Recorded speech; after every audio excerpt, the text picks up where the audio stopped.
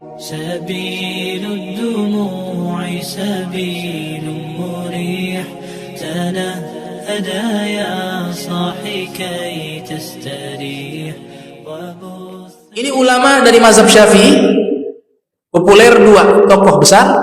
Yang pertama namanya Al-Imam Ahmad bin Muhammad Ibnu Hajar Al-Haytami yang lahir 909 Hijriah, meninggal 974 Hijriah. Yang kedua Al-Imam Muhammad bin Ahmad bin Hamzah Ar-Ramli yang lahir tahun 919 Hijriah, meninggal 1004 Hijriah. Mereka yang menjaga madhab. Kenapa menjaga madhab? Artinya seleksi, cari yang kuat, dalil yang kuat yang mana sudah ada tugasnya ulama dan sudah selesai. Kecuali muncul kasus baru. Nah, mereka-mereka inilah yang punya tugas mencari dalil, bukan orang awam. Bukan kita. Bukan yang pesantren, bukan yang S1, S2, bukan.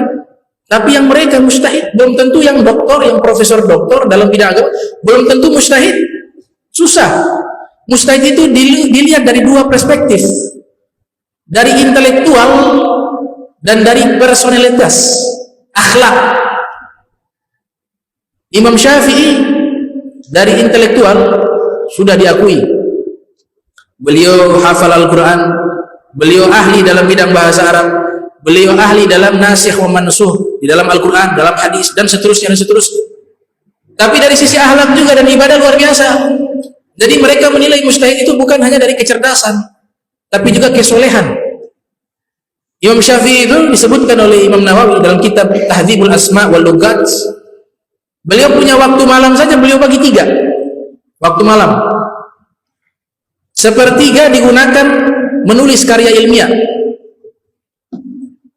sepertiganya digunakan sholat, sepertiganya lagi digunakan untuk tidur. Setiap malam. Al-Imam Al-Humaydi mengatakan, kana Syafi'i, adalah Imam Syafi'i yakhtimu Al-Quran kulla yaumin khatmatan. Beliau punya kebiasaan sehari-hari, setiap hari mengkhatamkan Al-Quran 1 kali. Nah, ini derajat para mujtahidun. Jadi mereka-mereka inilah yang punya tugas mencari dalil. Kita ikutnya di mana? Kita fikih kalau bicara hukum.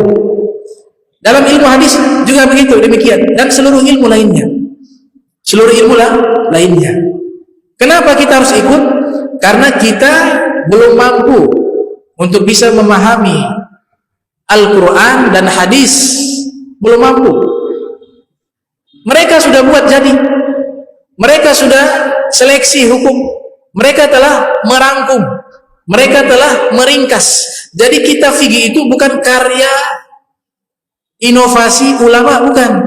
Kita fikih itu adalah bagian daripada rumusan untuk memahami Al-Quran dan Sunnah Nabi SAW dari sisi hukum. Itu. Nah, ada pun ucapan-ucapan yang disebutkan, betul.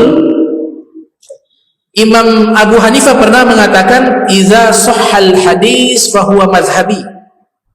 Apabila hadis itu sahih, maka itulah mazhabku. Itu ucapan Abu Hanifah, benar.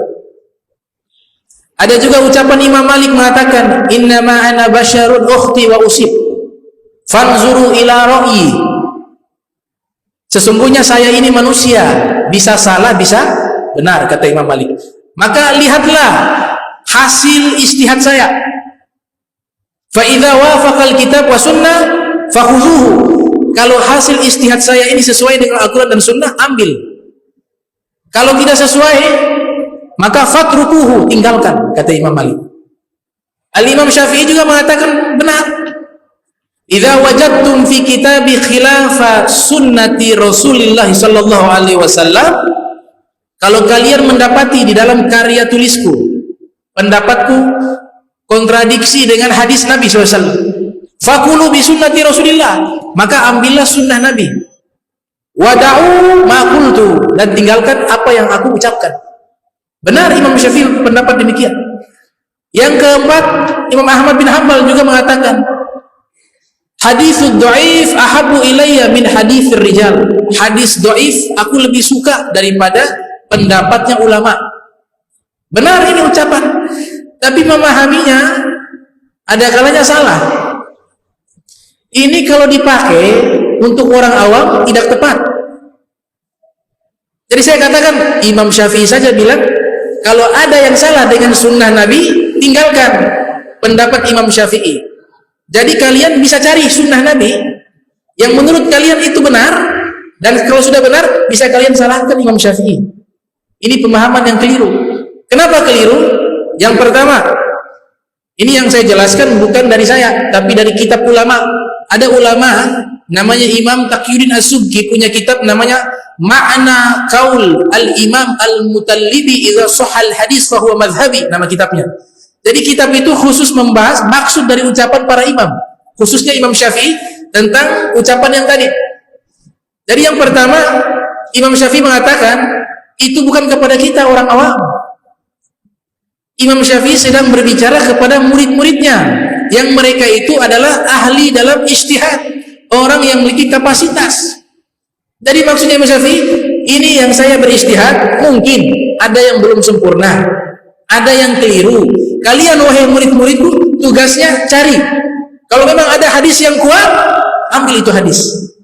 Tapi kalau ada pendapat saya yang kuat, ambil pendapat saya. Maksudnya bicara kepada murid, bukan kepada orang awam. Itu yang pertama. Yang kedua, ternyata di dalam kitab tersebut membahas juga, Imam Syafi'i juga mengatakan seluruh ijtihad yang saya sampaikan itu sesuai dengan sunnah, berdasarkan ijtihad beliau. Ini pendapat juga demikian disampaikan. Dan seluruh mazhab Abu Hanifah, Imam Malik berbicara seperti itu bukan kepada orang awam, tapi kepada murid-murid mereka. Sehingga murid-murid mereka melanjutkan. Seandainya dari awal sudah sempurna, maka tidak perlu lagi ada murid untuk menyempurnakan kitab-kitab daripada Imam Syafi'i. Makanya kalau belajar mazhab Syafi'i, Imam Zahabi yang bilang, Imam Zahabi yang menyatakan tabahur fi madhab Syafi'i, kalau ingin mendalam di dalam mazhab Syafi'i, kalian pelajari kitab Al-Hawi Al-Kabir 19 jilid karya Al-Imam Al-Mawardi yang lahir 364 Hijriah, meninggal 450 Hijriah. Beliau mensarahkan kitab Mukhtasarnya Al-Muzani, murid langsung Imam Syafi'i. Tapi tidak langsung beliau sarahkan, ada generasi ulama menyempurnakan sampai di masa Imam Al-Mawardi. Jadi gak bisa mengatakan cari dalil yang kuat, itu yang betul, jangan ikut Imam Syafi'i, jangan ikut Imam Abu Hanifah. Ini ucapan salah tempat. Sudah ada tugas ulama yang menyempurnakan. Kalau kau menyuruh orang-orang awam untuk berijtihad, maka masing-masing punya nama jadi mazhab sendiri. Dan belum tentu mereka benar, pasti salah. Karena memahami Al-Quran dan hadis itu tidak mudah.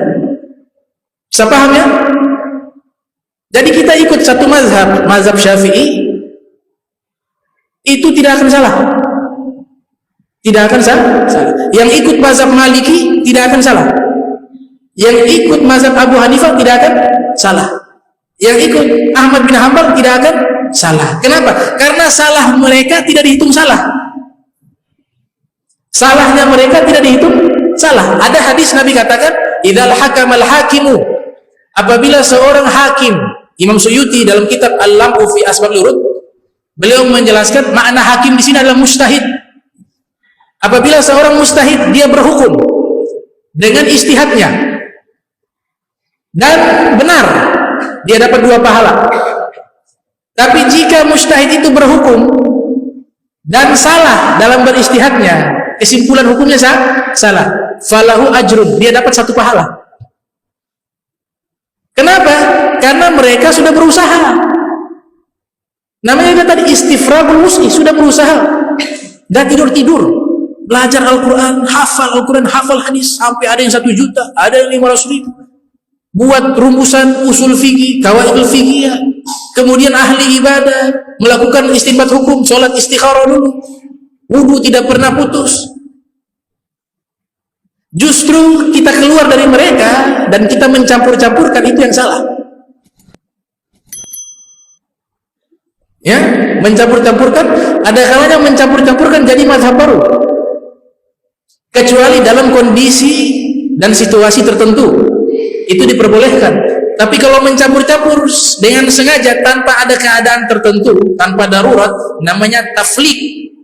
Taflik itu dilarang oleh para fuqaha, bukan dilarang oleh saya. Para fuqaha melarang. Taflik artinya mengambil yang gampang-gampang pendapat mazhab, kemudian dia ikuti hawa nafsunya. Oh, ini yang cocok. Akhirnya apa yang terjadi? Kekacauan dalam hukum. Jadi kalau memerintahkan orang-orang awam mencari dalil, akan